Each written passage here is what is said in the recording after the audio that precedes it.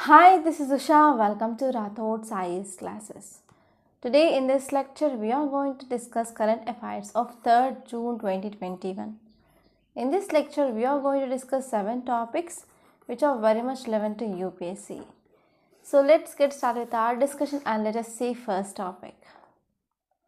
Title says, why not buy 100% vaccines if you get discount? Supreme Court asks Center. So to understand this topic, you need to know some background. So what happened here? Government came up with a vaccine policy. So in that policy, it said that it is going to purchase 50% of vaccines from manufacturers and the rest 50% of vaccines from manufacturers. It states they can go, private hospitals and as well as some institutions, they can go for purchase of this vaccines directly from manufacturers. Okay, so this is about background. So now let us try to see this topic in a very great detail. So this article will be important regarding GS paper 2 regarding governance and as well as polity point of view. So now let us try to see this topic in a very great detail. So context mainly says that Supreme Court questioned center's logic, that is manufacturers are selling COVID-19 vaccines for hefty discounts to center. So center gave reason why, because it mainly placing a bulk orders. So whenever center placing bulk orders, okay, from manufacturers, so manufacturers they are providing some hefty discounts. So in this context, Supreme Court asks that yes, you are getting discounts, is it okay? Okay, but you can go for buying of 100% of vaccines and try to provide it to states. So this is the question mainly asked by Supreme Court to center.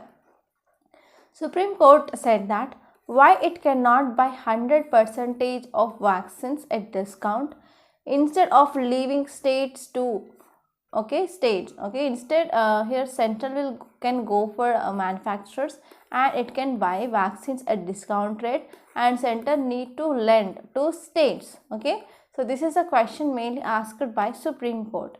So why Supreme Court take this decision? Because so center can get one vaccine vial for rupees 150, but states get them same for rupees 300 to 600. That means 2 to 4 times of cost, which is very much high for states than compared to center. So in this context, question mainly asked by Supreme Court that so why you are getting why you are getting a high amount of discount. So center said that no, we are placing huge amount of orders, so you are getting that. So if you are getting huge amount of discount, why can't you go for placing of 100% of orders, and after taking that center can lend to state? So this is a question mainly asked by Supreme Court. So if you see here, Supreme Court said that it is very important to examine rationality of existing liberalized vaccine policy against Article 14. That means for center it is for rupees 150 and for state it is rupees 300 to 600. That means where is right to equality, that is Article 14 of Indian Constitution is violating. And next one is states and union territories, they are already suffering from financial distress. So in this condition, center can go for lending of vaccines, okay, after taking from manufacturers with large amount of or hefty discounts. And center said that it is going to have budget of rupees 35,000 crore to buy vaccines, and it came up with a liberalized vaccine policy. So in this context here, Supreme Court mainly asked that why can't you go for taking of vaccines from manufacturers and to lend to states here. And Supreme Court also said that why can't center utilize this vaccination, and why can't it use its liberalized vaccine policy to give vaccines of persons who are aged between 18 to 44 years. So this is some of things you should remember here. So this is about background and as well as some important details which are given in this topic. And now let us move on to next article. Title says caste categorize for NGRGSP. So this article mainly talking about MG Narega scheme, that is Mahatma Gandhi National Rural Employment Guarantee Scheme, right? So in this scheme there are some development here. So here center mainly asked states to split wage payments based on their caste. Okay, for example, scheduled caste, scheduled tribes, and as well as others. So because of this is a news. So this article will be important regarding GS paper 2 under policies, programs and schemes of government. So every year in prelims you can expect at least 2 questions from schemes. So this article is very important from that point of view, and this MG Narega is very important from both mains and also prelims.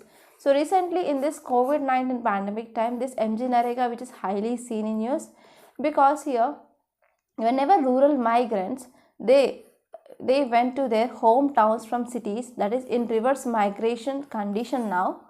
So many people who reached their hometowns, they are mainly getting work under this MG Narega. Okay, so because of this it is providing some sort of income and as well as some sort of livelihood for this migrant workers, especially in this COVID-19 time. So because of this scheme which is highly seen in news, so you need to know important basics and as well as challenges and what are advantages of this scheme for sure. So now let us try to see this topic in a very great detail. So if you see context, it mainly says that center asked states to split wage payments under MG Narega into separate categories like scheduled caste, scheduled tribe and as well as others from this financial year. Okay, so here center mainly asking states to split this MG Narega into separate categories like SCs, STs and as well as others from this financial year.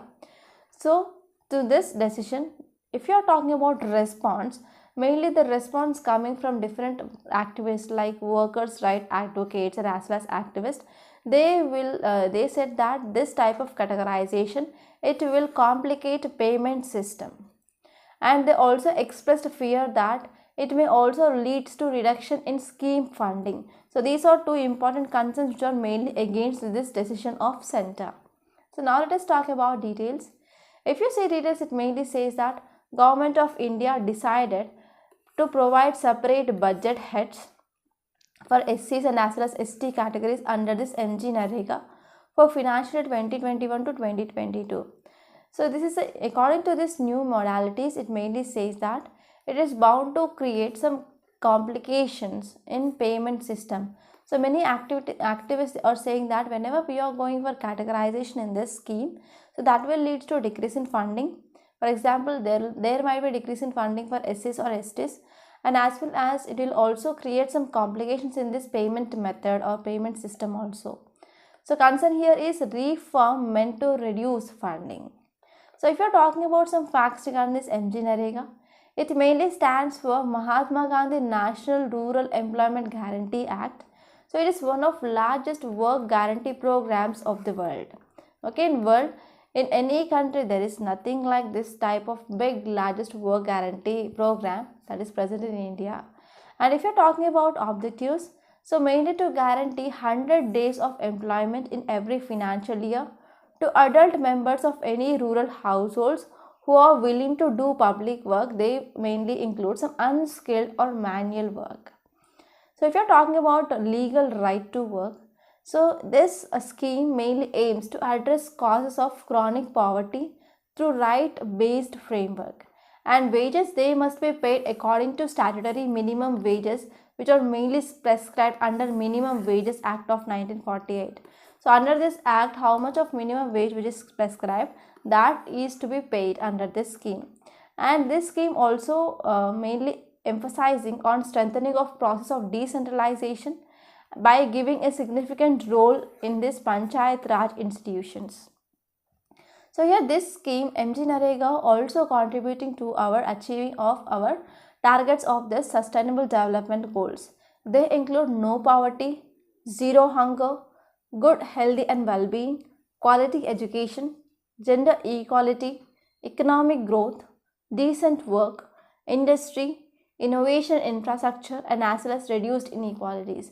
So all these SDGs, they are mainly addressed by this MG Narega, and it is also giving some contribution towards achieving our target here. So this is gist of this topic. I hope it is clear. And now let us move on to next topic. Title says only Delta is a variant of concern according to WHO. So here what is this Delta? So recently WHO came up with a new system of naming of variants of this coronavirus. They include alpha, beta, delta, gamma and kappa. So this delta, which is mainly dealing with Indian variant of coronavirus. Okay, so this is some background. So this topic will be important regarding GS paper 3 under science and technology. So you need to focus on what is this variants of concern and as well as variants of interest also. So now let us try to see this topic, and this topic will be important from prelims point of view. So context mainly says that World Health Organization, which mainly said that B1617.2, one of 3 strains of COVID-19, which is mainly found in India, that is India's double mutant virus. So it is a variant of concern. So if you're talking about this B1617.2, so there are some concerns here. There is low rates of transmission that have been observed for other 2 lineages.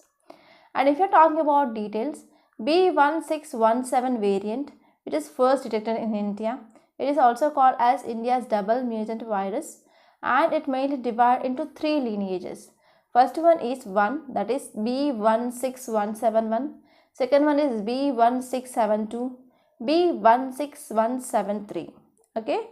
So here if you see here COVID-19 epidemiological update, it mainly published. So it mainly says that available findings regarding this B16171 and B16172, they were initially used to designate this B1617 as a global variant of concern. So later on it became very much evident that greater public health risks are associated with this B16712. Okay, and also we can see there is low rate of transmission of other lineage. And if you are talking about important updates here, so B1672, which remains as a variant of concern and labeled variant delta, and B1671, it is mainly reclassified into variant of interest. So out of this Indian mutant virus, we are having 3 important mutants. So first one is 2 and second one is 1. So 1 here mainly placed under variant of interest, and B16172 placed under this variant, that is delta here. And we need to continue to observe increased transmissibility in this variant, and countries are reporting outbreaks which are associated with this variant. So because of this, it is mainly labeled as variant of concern, that is variant of delta here. So because of this, whenever there is increased transmissibility and as well as whenever other countries also reporting outbreaks which is associated with this variant, so we need to go for further studies, right? So this should be higher priority of WHO, that is World Health Organization. And now let us see some more facts. So WHO announced recently a new naming system for variants of interest and variants of concern. So if you are talking about significance, why this naming system is useful. So it is mainly helpful for simplify public discussion. So people, they cannot remember B16172, 6171, right? So mainly to simplify public discussion, so it came up with this decision, and also to strip some of the stigma of emergence of new variants. And if you see under this new scheme, so naming pattern is done.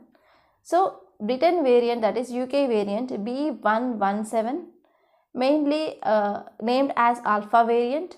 B1351, that is South African variant, named as beta. And next one is P1, that is Brazil variant, named as gamma. And Indian variant B16172, named as delta. B1 and earlier found other variants in India, they are mainly named as kappa. So this is about naming system. And now let us talk about what is this variants of concern. So whenever there is evidence of increased transmissibility and more severe disease and significant reduction in neutralization by antibodies, and whenever there is a reduction in effectiveness or of treatments of vaccines, and whenever there is any diagnostic detection failures, so those variants are also called as variants of concern. So based on these factors, we are mainly deciding whether that so and so mutant it is a variant of concern or not. So this is criteria that you should remember. And now let us move on to next topic. Title says remembering Tulsa Race Massacre 100 years later. So this article mainly talking about the Tulsa Race Massacre. So this topic will be important regarding international relations, and this topic which is highly most important, and you can expect question of this Tulsa massacre in your prelims and also mains, because this year mainly we are going to celebrate this 100th anniversary. So because of this, this is very important. In history, you can easily guess important topics and expected questions, because if at all this year will be 150th or 125th or 75th or 50th or 100th anniversary, then that topic will be compulsorily there in your prelims and mains. So in this way, you can guess important topics from your history point of view. Okay.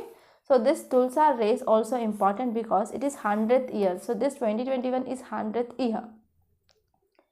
So now let us try to talk about this topic in a very great detail, and this topic will be important from both the prelims and also mains. So in prelims you can get a simple question like, so Tulsa Race Massacre is recently seen in news. So where did this Tulsa Race Massacre happened? So in this way you can expect simple question. Okay, and in mains you can get a question like, write a note on this Tulsa Race Massacre. So in this way you can get this question. And now let us try to see this topic in a very great detail. Context says that US President, that is Joe Biden, became first sitting American head of state to officially recognize one of worst incidents of violent racial hate in country's modern history, that is Tulsa Race Massacre of May-June 1921. So in 1921 May-June, so this Tulsa Race Massacre that held in USA. So here US President, that is Joe Biden, he became the first sitting American head of state mainly to officially recognize one of the worst incidents of violent racial hate that happened in country. So because of this is in news. And now let us talk about what is this Tulsa Race Massacre. So now please let me know in comment box what is meaning of racial discrimination, and let me know some incidents or examples or case studies regarding this racial discrimination that you know. Okay, so if you are talking about this Tulsa Race Massacre, so it is one of infamous racial violence that took place in Greenwood district, that is located in Tulsa, Oklahoma. Okay, so here this is one of infamous racial violence that took place in Greenwood district, right? So this incident took place in year 1921, and this incident mainly involved mob of white residents who are attacking residents of this Greenwood. So this Greenwood area mainly it is a black dominant area. So this event, it is one of most horrendous and as well as deadly racial violence in American history. So in this clashes, hundreds of blacks, they were indiscriminately shot dead, and there is no compensation that is provided for families who lost their people, and there is no compensation for others who are injured, or there is no compensation for even loss of property. So now a law mainly that is still remains pending in court of USA. So if you are talking what is genocide, what is meaning of this genocide? So if you are talking about this genocide, so according to Article 11 of United Nations Convention on Genocide of December 1948, genocide has been described as a carrying out acts which intended to destroy whole or part national, ethnic, racial and religious group. Okay, so this type of act is mainly called as a genocide. So now let us move on to next topic. Title says embarrassing children. So regarding this topic, we already discussed background in our yesterday's lecture, right? So in yesterday's lecture, 2 articles mainly dealt with these children. That is, children who are mainly became orphaned or abandoned by this COVID-19. So this article will be important regarding GS paper 2 under society, and this topic will be also important regarding GS paper 2 under polity and governance. And this topic now we are going to discuss, that is very much important from mains point of view. So now let us try to see this topic in a very great detail. So if you see context, it mainly says that center responds to Supreme Court that modalities of expansive assistance program for child orphaned by COVID-19 is announced by Prime Minister. So Prime Minister recently announced that the children who lost their parents or who became orphaned or abandoned because of this COVID-19, your government will provide some assistance to those children who lost their parents. So even NCPCR that came up with one data, that is National Commission for Protection of Children's Right, came up with data. It said that more than 10,000 children, they are in need of immediate care and protection who are aged between 0 to 17 years of age. Those are mainly orphaned or abandoned during this COVID-19 pandemic since March 2020. So since March 2020, so children who became orphaned or who became abandoned, so government will provide some assistance now.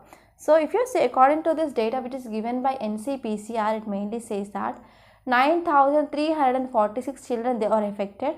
So out of this, 1,742 children who lost both the parents and 7,464 they lost one parent, and 140 have been abandoned from March 2020 to May 2021. So in this way here, whenever children they became abandoned or whenever they became orphaned, they will face some important challenge, that is trafficking, children trafficking, and as well as even flesh trade. So because of this, government need to provide some support for this children. So in this way here, government came up with PM Cares for Children scheme. So now let us talk about this scheme in a very detail, because this will be important from prelims and also even mains.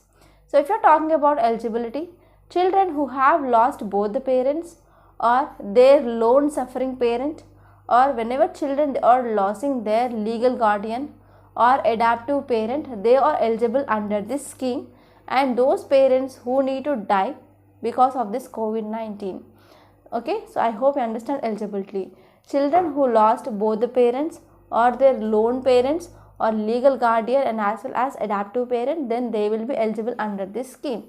And if you are talking about features of this scheme, corpus of rupees 10 lakh will be allocated to each of these children, and corpus will be used to give a monthly stipend for 18 years of their age for next 5 years, and or reaching age of 23 years, or one time the lump sum amount that can be given by government.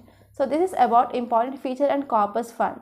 And if you are talking about education of these children, expenses of younger children will be supported under this scheme, and children will also be get admission in Kendriya Vidyalayas and as well as even private schools up to higher secondary education. And in higher education, government will provide some scholarship for these children.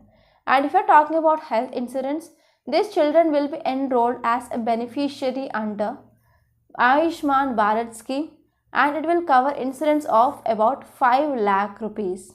And for these children who are enrolled into this scheme, premium amount will be paid by PM Cares till child turns 18 years of age. Okay, so this is about some important features. So finally, article says that there are several states they have announced their child care packages and on similar lines, and here they need to ensure whether they are going for proper implementation or not. That can be done mainly through proper monitoring. So we need monitoring committees to ensure implementation of this scheme, and we need to know about sincere implementation of the scheme regarding committed staff and as well as using some existing systems. Okay, so there are about 1098, that is a number which is given for emergency number. So this number that can be used for periodic identification of children. Okay, so this is gist of this topic. I hope it is clear. And now let us move on to next topic. Title says far-reaching tax measure. So this article mainly talking about global minimum corporate tax, and this article will be very much important regarding economy point of view, which comes under GS paper 3, and this will be also important regarding international relations, which comes under GS paper 2. So how this topic will comes under this international relations? You might having some doubt, right? So whenever US which is coming up with this type of global minimum corporate tax, what will be effect of this tax that is seen on other low developed or developing countries? So this point will be comes under your international relations point of view. So first you have to know what is this corporate tax. For example, there is one company. So this company which is going for manufacturing. Let us take this hypothetical example. So whenever any company which is going towards manufacturing, so it will get some profits. So on this profits, government will impose a tax. Okay, so that tax it is called as corporate tax. So this article mainly talking about global minimum corporate tax. That means every country that need to impose minimum corporate tax on entities or a business which are getting profits. So this is some introduction. So now let us try to see this topic in a very great detail. So this article mainly talking about global minimum corporate tax. So what is corporate tax? Corporate tax, it is direct tax. So if you are talking about type of tax, we are having direct tax and as well as indirect tax. Okay, direct tax will be progressive tax, indirect tax will be regressive tax. Progressive means whenever one person he is earning more, so on that profit government can impose it. So this direct tax only impacts the people who are richer but not poorer. But if you are talking about indirect tax, whether you are poor or whether you are rich, you have to pay that tax for sure. For example, that is GST, right? Okay, so if you are talking about this corporate tax, it is a direct tax. So it mainly levied on net income or profit of a corporate entity which is doing business. So this tax will be imposed as per provisions of Income Tax Act of 1961. So this is introduction of this corporate tax. And now let us talk about context why it is in news. So recent proposal here is US mainly sought to impose global minimum tax on foreign income which is earned by US corporations. So for example, if there is any US company it is present, okay, for example, let's talk about KFC chicken is there, no? So KFC it is American company. Now in India we are seeing number of branches of KFC. So here let us take in India we are having 10 branches of KFC. So through this 10 branches of KFC it is getting some income. So for this income KFC it is paying interest in India, right? So and what happened here? So KFC is not paying a tax for this profits to generated in India in America. Okay, but now recent proposal it came up. It mainly said that US it is going to impose global minimum tax on foreign income and by US corporations. So whenever these KFC companies they are getting foreign income, so on that also now US it will impose this global minimum tax. So whenever US government which is imposing that global minimum tax on this US corporation, it will disincentive, right? So here whenever US which is mainly started to impose tax on these US corporations, then these corporations will not be fully active or they will not invest in other countries, right? So because of this it will be one type of disincentive for these American companies for inverting their structures, okay? And if you see here, what is this global minimum tax? So major economies are aiming mainly to discuss MNCs, that is multinational companies, from shifting profits and as well as tax revenues to low tax countries regardless where their sales are made. For example, if you take this is one country's corporation and it mainly went to another country and it established it there. So in this second country this tax is very low, right? For example, there are zero tax countries will also seen. So they are called as tax haven countries, right? So whenever any company which is going there and which is investing there and which is coming up with manufacturing so and so there. So here whenever there is low interest rate that is present here, so it will pay less interest rate, right? So whenever here global minimum interest rate which is mainly introduced, then what happened here? It will mainly disincentivize this company to set up companies in other countries. Okay, so income which is mainly coming from some intangible sources like drug patents, software, intellectual properties and as well as royalties. So they are mainly migrated to jurisdictions allowing companies to avoid paying higher taxes in their traditional home countries. So why these companies they want to come up with number of branches in so and so country? Because in some countries there will be tax will be very less.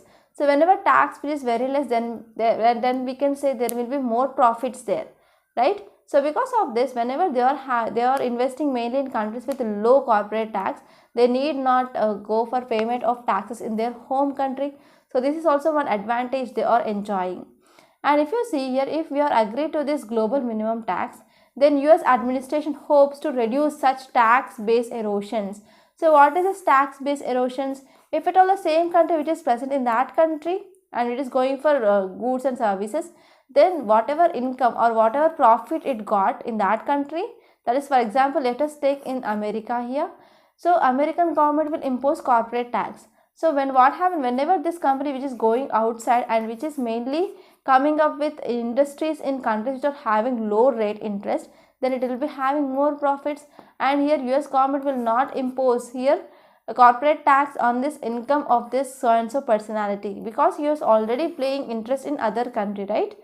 Okay, so if you are talking about this system, our Trump, that is a former president of US, Trump administration took first step for capturing of revenues, and they came up with a global intangible low taxed income, that is GILTI rate. It mainly said that it should be 10.5%. It is almost half of this domestic rate.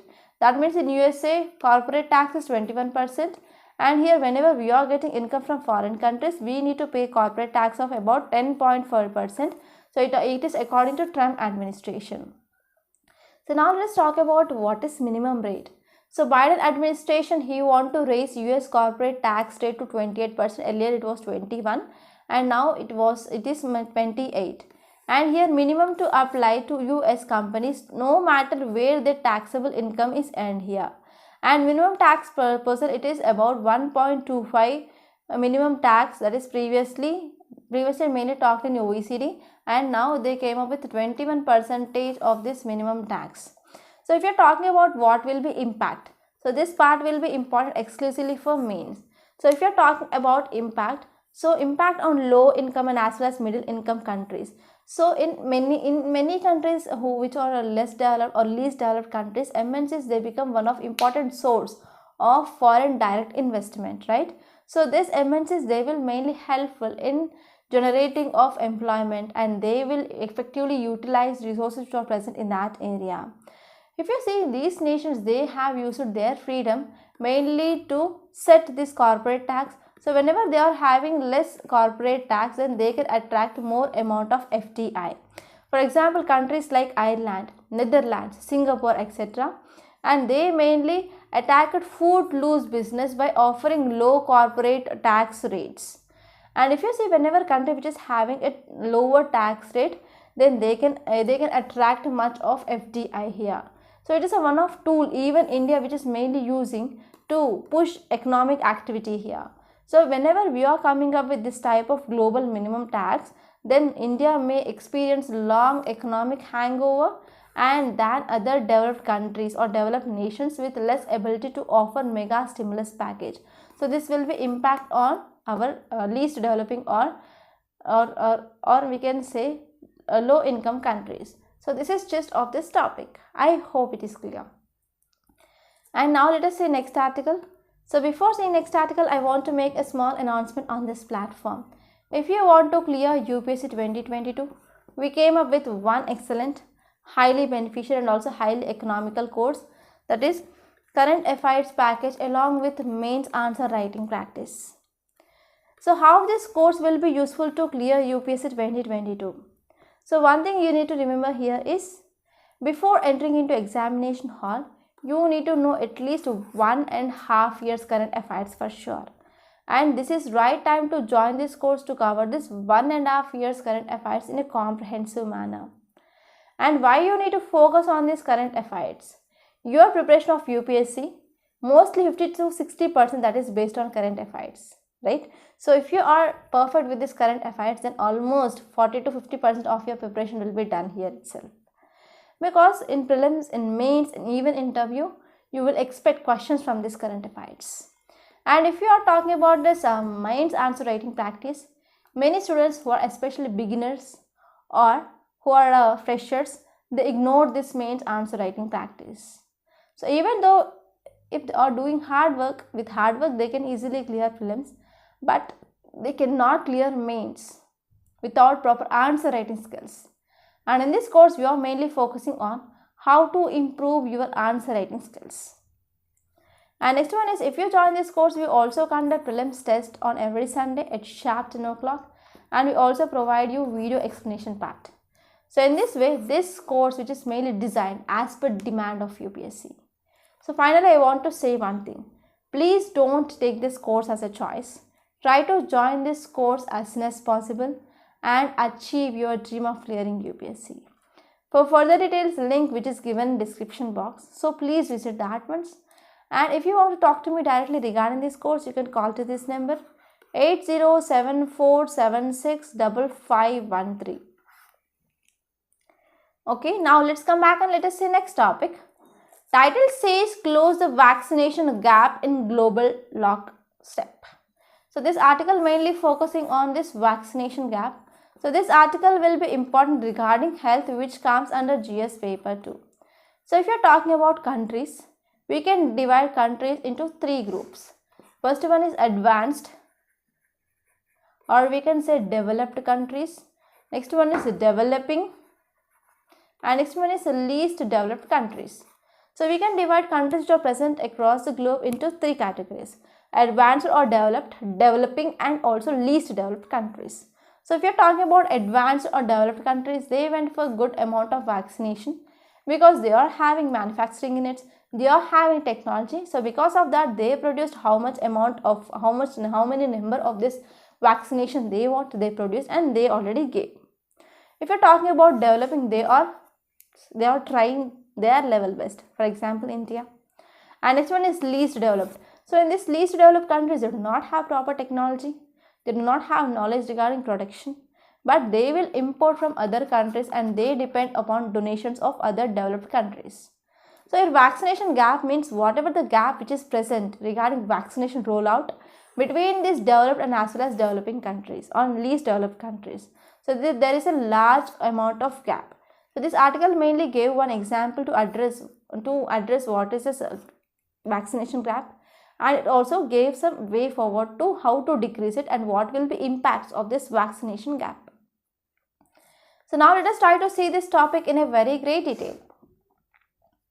So by end of May 2021, only 2.1% of Africans, they have received at least one dose of vaccination. Just 2.1%. So in this way, we can see there is a wide vaccination gap between advanced economies and as well as developing and least developed countries, that is evident.